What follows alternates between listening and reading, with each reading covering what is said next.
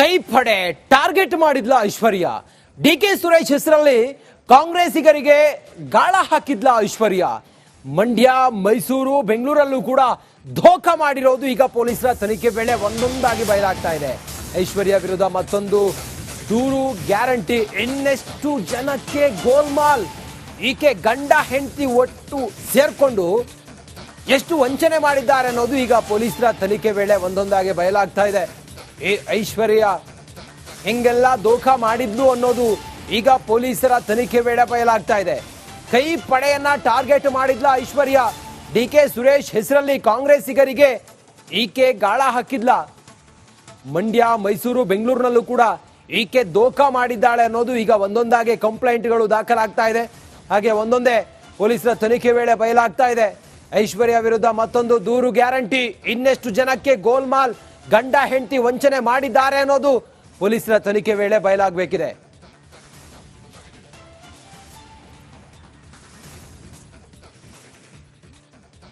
ಐಶ್ವರ್ಯ ಜೈಲು ಪಾಲಾಗ್ತಿದ್ದಂತೆ ಒಂದೊಂದೇ ವಂಚನೆ ಕೇಸ್ಗಳು ಬಯಲಾಗ್ತಾ ಇವೆ. ಇಷ್ಟು ದಿನ ದೊಡ್ಡವರ ಭಯದಲ್ಲಿದ್ದ ಸಂತ್ರಸ್ತರು ಧೈರ್ಯವಾಗಿ ದೂರು ನೀಡಲು ಮುಂದಾಗಿದ್ದಾರೆ. ಯಾರ್ಯಾರು ದೂರು ಕೊಟ್ಟಿದ್ದಾರೆ, ಎಷ್ಟು ಜನಿಗೆ ವಂಚನೆ ಮಾಡಿದ್ದಾಳೆ ಈಕೆ, ಈ ಕುರಿತಾಗಿ ಒಂದು ಡಿಟೇಲ್ ವರದಿ ನೋಡೋಣ ಬನ್ನಿ.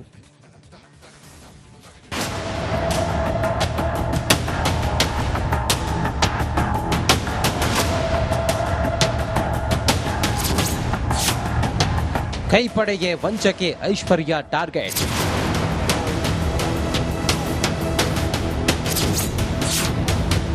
ಬಿಟ್ಟಿ ಬಿಲ್ಡಪ್, ಬಾಡಿಗೆ ಬೌನ್ಸರ್ಸ್, ಉಂಡೆ ನಾಮ.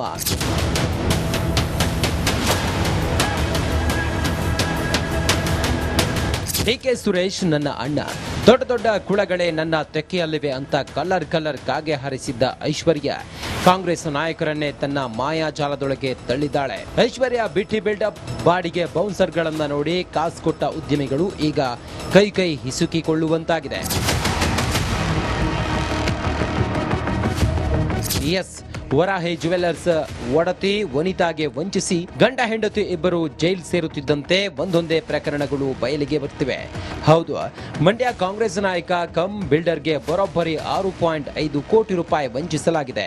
ಇದರ ನಡುವೆ ಮತ್ತೊಂದು ಕೇಸ್ ಸಹ ಬಯಲಾಗಿದೆ. ಗೋಲ್ಮಾಲ್ ಗಂಡ ಹೆಂಡತಿ ವಿರುದ್ಧ ಮತ್ತೊಂದು ಕೇಸ್. ಬೆಂಗಳೂರಿನ ಉದ್ಯಮಿ ಸೋನು ಲಂಬಾಣಿಗೂ ಗೋಲ್ಮಾಲ್ ಗಂಡ ಹೆಂಡತಿ ನಾಮ ತಿಕ್ಕಿದ್ದಾರೆ. ಐಶ್ವರ್ಯ ಪತಿ ಹರೀಶ್ 5.5 ಕೋಟಿ ವಂಚನೆ ಮಾಡಿದ್ದಾರೆ ಎಂದು ಆರೋಪಿಸಿರುವ ಸೋನು ಲಂಬಾಣಿ ಬೆಂಗಳೂರಿನ ಜೆಪಿ ನಗರ ಠಾಣೆಗೆ ದೂರು ನೀಡಲು ನಿರ್ಧರಿಸಿದ್ದಾರೆ. ನನಗೂ ವಂಚನೆ ಮಾಡಿದ್ದಾರೆ, 5.5 ಕೋಟಿ ರೂಪಾಯಿ ನನ್ನೆಲ್ಲೂ ವಂಚನೆ ಮಾಡಿದ್ದಾರೆ.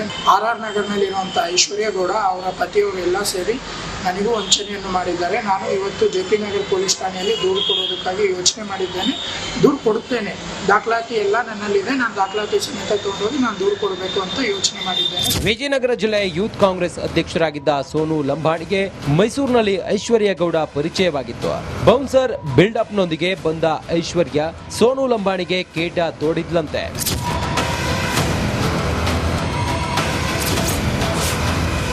ಐಶ್ವರ್ಯ ಅಂದರ್, ನಟ ಧರ್ಮ ಎಸ್ಕೇಪ್.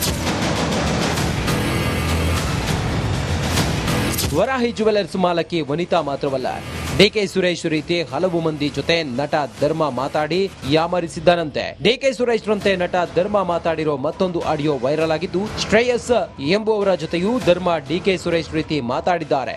ಸರ್ ನಮಸ್ಕಾರ ಸರ್, ಶ್ರೇಯಸ್ ಅಂತ. Hello sir. ಏನಪ್ಪ ಶ್ರೇಯಸ್? ಸರ್ ನಮಸ್ಕಾರ sir, happy new year sir. Sir ಇಲ್ಲ ಸರ್, ಸತತವಾಗಿ 1.5 ತಿಂಗಳು 2 ತಿಂಗಳಿಂದ ನಿಮ್ನ ನೋಡೋದಕ್ಕೆ ಪ್ರಯತ್ನ ಪಡ್ತಾನೆ ಇದ್ದೀನಿ. ಬರಲ್ಲ ಅಂತ ನಾವು ಫ್ರೀ ಇದ್ದಾನೆ ಇರಲ್ಲ ಸರ್. ಮತ್ತೆ ಸರ್ ಅದೇ ಏನಿಲ್ಲ ಸರ್, RR ನಗರದ ರೋಡ್ ಬಗ್ಗೆ ಮಾತಾಡೋಣ ಅಂತ ಪ್ರಯತ್ನ ಪಡ್ತಿದ್ದೆ ಅಷ್ಟೇ ಸರ್. ಹಾ ಸರ್, ಅದು ಮಾತಾಡೋಣ, ಅದನ್ನೇ ಮಾಡ್ತೀನಿ. ಆತ ಐಶ್ವರ್ಯ ಮತ್ತು ಹರೀಶ್ ಜೈಲು ಸೇರುತ್ತಿದ್ದಂತೆ ಈತ ನಟ ಧರ್ಮ ತಲೆಮರೆಸಿಕೊಂಡಿದ್ದಾನೆ. ನಾಪತ್ತೆಯಾಗಿರೋ ಧರ್ಮೇಂದ್ರಗಾಗಿ ಪೊಲೀಸರು ಹುಡುಕಾಟ ಶುರು ಮಾಡಿದ್ದಾರೆ.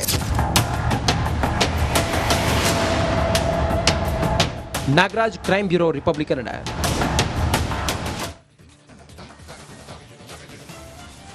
ಶ್ವೇತಾ ಗೌಡ ವಿರುದ್ಧ ಮತ್ತೊಂದು ಕೇಸ್. ಶಿವಮೊಗ್ಗ ಮೂಲದ ಉದ್ಯಮಿಯಿಂದ ದೂರು ಕೊಟ್ಟಿದ್ದಾರೆ. ಶ್ವೇತಾ ಗೌಡ ವಿರುದ್ಧ ಕಮರ್ಷಿಯಲ್ ಸ್ಟ್ರೀಟ್ ಠಾಣೆಯಲ್ಲಿ ದೂರು ದಾಖಲಾಗಿದೆ. ಶಿವಮೊಗ್ಗದ ಪ್ರಗತಿ ಜ್ಯುವೆಲ್ಲರಿ ಮಾಲೀಕನಿಗೂ ಮೋಸ ಮಾಡಿದ್ದರ ಬಗ್ಗೆ ಈಗ ಮಾಹಿತಿ ಲಭ್ಯ ಆಗಿದೆ. 20 ಲಕ್ಷಕ್ಕೂ ಅಧಿಕ ಮೌಲ್ಯದ ಚಿನ್ನವನ್ನ ಪಡೆದು ವಂಚನೆ ಮಾಡಿದ್ದಾರೆ ಅನ್ನುವ ಆರೋಪವನ್ನು ಮಾಡಿದ್ದಾರೆ. ಬಾಲರಾಜ್ ಸೇಠ್ನಿಂದ ಶ್ವೇತಾ ವಿರುದ್ಧ ದೂರು ದಾಖಲಾಗಿದೆ. ಶಿವಮೊಗ್ಗದ ಪ್ರಗತಿ ಜ್ಯುವೆಲ್ಲರಿ ಮಾಲೀಕನಿಗೂ ಕೂಡ ಮೋಸ ಮಾಡಿದ್ದಾರೆ. ನೋಡಿ, ಬಾಲರಾಜ್ ಸೇಠ್ ಅಂತೇಳಿ ಈತನಿಗೂ ಕೂಡ ಮೋಸ ಮಾಡಿದ್ದಾರೆ ಅಂತೇಳಿ ದೂರು ಕೊಟ್ಟಿದ್ದಾರೆ. ಶ್ವೇತಾ ಗೌಡ ವಿರುದ್ಧ ಮತ್ತೊಂದು ಪ್ರಕರಣ ದಾಖಲಾಗಿದೆ. ಶಿವಮೊಗ್ಗದ ಪ್ರಗತಿ ಜ್ಯುವೆಲ್ಲರಿ ಮಾಲೀಕ ಬಾಲರಾಜ್ ಸೇಠ್ ಈತನಿಗೂ ಕೂಡ ಮೋಸ ಮಾಡಿದ್ದಾಳೆ. ಈ ವಂಚಕಿ ಶ್ವೇತಾ ಅನ್ನೋದು 20 ಲಕ್ಷಕ್ಕೂ ಅಧಿಕ ಮೌಲ್ಯದ ಚಿನ್ನವನ್ನ ಪಡೆದು ವಂಚನೆ ಮಾಡಿದ್ದಾರೆ ಅಂತ ಹೇಳಿ ದೂರು ಕೊಟ್ಟಿದ್ದಾರೆ ಬಾಲರಾಜ್ ಸೇಠ್. ಮತ್ತಷ್ಟು ಮಾಹಿತಿಯೊಂದಿಗೆ ನಮ್ಮ ಪ್ರತಿನಿಧಿ ಧ್ರುವರಾಜ್ ಸಂಪರ್ಕದಲ್ಲಿದ್ದಾರೆ. ಧ್ರುವರಾಜ್, ಶ್ವೇತಾ ಗೌಡ ವಿರುದ್ಧ ಒಟ್ಟು ಎಷ್ಟು ಪ್ರಕರಣ ದಾಖಲಾಗಿದೆ ಇಲ್ಲಿವರೆಗೂ ಕೂಡ? ಈಗ ದಾಖಲಾದಂತ ಪ್ರಕರಣದಲ್ಲಿ ಎಷ್ಟು ವಂಚನೆ ಮಾಡಿದ್ದಾರೆ, ಯಾರಿಗೂ ವಂಚನೆ ಮಾಡಿದ್ದಾರೆ ಈ ಶ್ವೇತಾ ಗೌಡ? ಧ್ರುವರಾಜ್.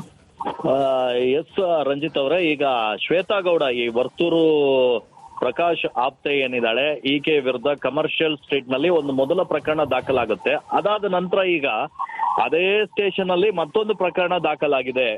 ಸೇಮ್ ಅದೇ ಕೇಸು, ಚಿನ್ನ ಪಡ್ಕೊಂಡು ವಂಚನೆ ಮಾಡಿರುವಂತದ್ದು. ಈ ವಂಚನೆಯನ್ನ ಶಿವಮೊಗ್ಗ ಮೂಲದ ಸಾಗರ ತಾಲೂಕಿನ ಜ್ಯುವೆಲ್ಲರಿ ಶಾಪ್ ಮಾಲೀಕರಾದಂತಹ ಬಾಲರಾಜ್ ಶೇಟ್ ಎನ್ನುವರಿಗೆ ಆಕೆ ವಂಚನೆಯನ್ನ ಮಾಡಿರುವಂತದ್ದು. ಸಂಜಯ್ ಬಾಪ್ನ ಏನಿದ್ದಾರೆ, ಮೊದಲ ಕೇಸ್ನ ವಿಕ್ಟಿಮ್, ಅವರು ಸಂತ್ರಸ್ತೆ ಏನಿದ್ದಾರೆ, ಆ ಸಂಜಯ್ ಬಾಪ್ನ ಅವರ ಹೆಸರು ಹೇಳ್ಕೊಂಡು ಈಗ ಸದ್ಯ ಈ ಶ್ವೇತಾ ಮೋಸ ಮಾಡಿರೋದು ಗೊತ್ತಾಗಿರುವಂತದ್ದು. ಸಂಜಯ್ ಬಾಪ್ನ ಜೊತೆ ನಾನು ಕೋಟಿ ವ್ಯವಹಾರ ಮಾಡ್ತೀನಿ, ಆಂಟಿಕ್ ಜ್ಯುವೆಲರಿಗಳನ್ನ ಅವ್ರ ಬಳಿ ಖರೀದಿ ಮಾಡ್ತೀನಿ, ವಜ್ರ ವ್ಯಾಪಾರವನ್ನ ಕೂಡ ಮಾಡ್ತೀನಿ ಅಂತ ವಂಚನೆಯ ಕಥೆಯನ್ನ ಕಟ್ತಾಳೆ. ಅಲ್ಲದೆ ನನಗೆ ಸುಮಾರು 250 ಗ್ರಾಮ್ ತೂಕದ ಆಂಟಿಕ್ ಚಿನ್ನವನ್ನ ಮಾಡ್ಕೊಡಿ ನೀವು ಅಂತ ಅವ್ರ ಹತ್ರ ಕೇಳ್ತಾಳೆ. ಬಾಲರಾಜ್ನನ್ನ ಅವಳು ಈ ತರ ಕತೆ ಕಟ್ಟಿ UB ಸಿಟಿಯ ಕಾಫಿ ಡೇಯಲ್ಲಿ ಕೂಡ ಭೇಟಿಯನ್ನ ಆಗ್ತಾಳೆ. ಅಲ್ಲಿ ಆಕೆ ಬಾಲರಾಜ್ ಬಳಿ ಚಿನ್ನವನ್ನ ಆಕೆ ಪಡೆದುಕೊಂಡ ನಂತರ 2 ಚೆಕ್ ಅನ್ನ ಕೂಡ ಕೊಡ್ತಾಳೆ. ತಗೊಳ್ಳಿ, ನಿಮಗೆ 5 ಲಕ್ಷದ ಒಂದು ಚೆಕ್ ಕೊಡ್ತೀನಿ, 6 ಲಕ್ಷದ ಒಂದು ಚೆಕ್ ಕೊಡ್ತೀನಿ, ಇನ್ನು ಉಳಿದಿದ್ದು 75,000 ಉಳಿಯುತ್ತೆ. ಒಟ್ಟು 11,75,000 ಆಗಿರುತ್ತೆ. ಅದಕ್ಕೆ RTGS ಮಾಡ್ತೀನಿ ಅಂತ ಹೇಳ್ತಾಳೆ. ಆದ್ರೆ ಇವ್ರು ಮನೆಗೆ ಹೋಗಿ ಹಣ RTGS ಮಾಡಿಸಿದಾಗೆ ಹೇಳ್ಬಿಡ್ತಾಳಲ್ಲ ಶ್ವೇತಾ, ಅವಳು ಮೊಬೈಲ್ ಇದಕ್ಕಿದ್ದಂಗೆ ಸ್ವಿಚ್ ಆಫ್ ಆಗಿ ಹೋಗುತ್ತೆ. ಆಮೇಲೆ ಆಯ್ತು, ಇವಳು ಚೆಕ್ ಕೊಟ್ಟಿದ್ದಾಳಲ್ಲ ನೋಡೋಣ ಅಂತ ಹೋಗಿ ಬ್ಯಾಂಕಲ್ಲಿ ಹಾಕಿದ್ರೆ ಚೆಕ್ ಬೌನ್ಸ್ ಆಗುತ್ತೆ. ಆಕೆ ಅಕೌಂಟ್ ಅಲ್ಲಿ ಕಾಸು ಇರಲ್ಲ, ಏನೂ ಇರಲ್ಲ. ಅವಳನ್ನ ಸಂಪರ್ಕ ಮಾಡಕ್ಕೆ ಯತ್ನವನ್ನ ಕೂಡ ಮಾಡ್ತಾರೆ. ಅಷ್ಟರೊಳಗೆ ಕಮರ್ಷಿಯಲ್ ಸ್ಟ್ರೀಟ್ ಪೊಲೀಸರು ಈ ಮೊದಲ ಪ್ರಕರಣದಲ್ಲಿ ಸಂಜಯ್ ಬಾಬು ಅವರಿಗೆ ವಂಚನೆ ಮಾಡಿದ ಪ್ರಕರಣದಲ್ಲಿ ಆಕೆಯನ್ನ ಬಂಧನ ಮಾಡ್ತಾರೆ. ಅದು ಗೊತ್ತಾದ ನಂತರ ಈ ಬಾಲರಾಜ್ ಶೇಟ್ ಅವರು ಈಕೆಯ ವಿರುದ್ಧ ಈಗ ಬಂದು ದೂರನ್ನ ಕೂಡ ನೀಡಿದ್ದಾರೆ. ಒಟ್ಟು 11 ಲಕ್ಷದ ಓಕೆ ಧ್ರುವ, ಥ್ಯಾಂಕ್ ಯು ತಮ್ಮೆಲ್ಲ ಮಾಹಿತಿಗಾಗಿ.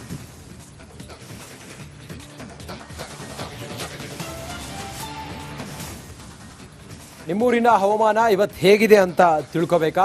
Samsung Galaxy S24 Ultra provided by Galaxy AI ನಿಮಗೆ ನೀಡ್ತಾ ಇದೆ ನಿಮ್ಮೂರಿನ ವೆದರ್ ರಿಪೋರ್ಟ್ ಹೇಗಿದೆ ಅಂತ. ಚೆನ್ನೈನಲ್ಲಿ ವೆದರ್ ಹೆಂಗಿದೆ ಅಂತ ಹೇಳಿ ನೋಡೋಣ ಬನ್ನಿ.